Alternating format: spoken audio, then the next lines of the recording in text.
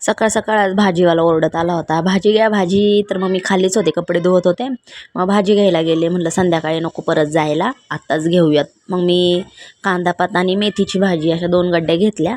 वरती आले आणि कपडे वाळत घातले. आणि काल भाजीला गेलेली पिशवी तशीच होती, तर त्यात मी आणली होती भेंडी.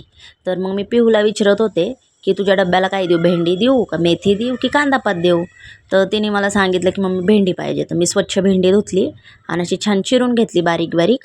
आणि पहिलं छान अशी परतून घेतली आणि नंतर तिला शेंगदाण्याच्या कुटातली आवडती म्हणून हिरवी मिरची लसूण असं घालून अशी छान भेंडी केली. तिच्यासाठी चपात्या केल्या आणि लगेच गरम गरम तव्यावरच 2 भाकरी टाकल्या तिच्या पप्पासाठी आणि मला.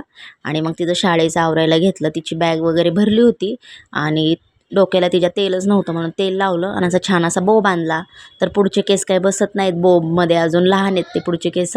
म्हणून मग मी पुढं अशी घेतली आणि नंतर एक त्याला छोटासा क्लिप लावला आणि तिची पाण्याची बॉटल भरली, तिचा डब्बा भरला. आणि मग मी निघाले, तिला टोपी वगैरे घातली, खूप ऊन होतं बाहेर. मग तिला शाळेत सोडायला गेले. तर शाळेत सोडलं की ती दाखवत होती मैत्रिणींना काय काय आणले बॅगेत. आणि शाळेत मुलांना सांगितलं होतं गुढीपाडव्यासाठी असं काय काय बनवून आणायचं. छान छान मुलांनी बनवून आणलं होतं. आणि मग मी घरी आले आणि कांदापात अशी निसायला घेतली आणि मेथी पण अशी निवडून ठेवली होती मी.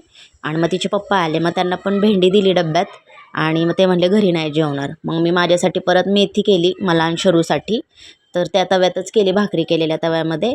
आणि आम्ही दोघींनी असं जेवायला घेतलं. तर मी बीट पण आणलं होतं बाजारातून. तर ते बीट खूप गोड झालं होतं, 2 दिवस ते तसंच ठेवलं होतं. मग काकडी कापली आणि मला जेवताना ना कांद्याच्या पातीचे कांदे असे बारीक बारीक असतात ना, ते खूप आवडतात खायला. मग मी ते पण घेतले होते. मग झोपलो आम्ही दुपारी आणि संध्याकाळी आमच्याकडं पाऊस आला होता अचानक. तर असं 20 मिनटं पाऊस पडत होता. तर बघा रोड वगैरे खाली टाकी पण अशी चांगली ओली झाली होती. आणि ह्या लाईटीच्या तिथं दिसत होता पाऊस कसा पडतो ह्या पोलखाली. मग नंतर वारं येत होतं खिडकीतून, स्वयंपाक करायचा होता. तर खिडकी बंद केली आणि संध्याकाळी कांदापात केली आणि भाकरी वगैरे केल्या. आणि मोक्ष आला होता सोबत खेळायला. तर या दोघींची खूप भांडणं चालली होती, एकमेकींना लाता मारत होत्या. आणि याला पण जायचं होतं वरती, पण ह्या दोघी काय ह्याला चान्स देत नव्हत्या वरती चढायला.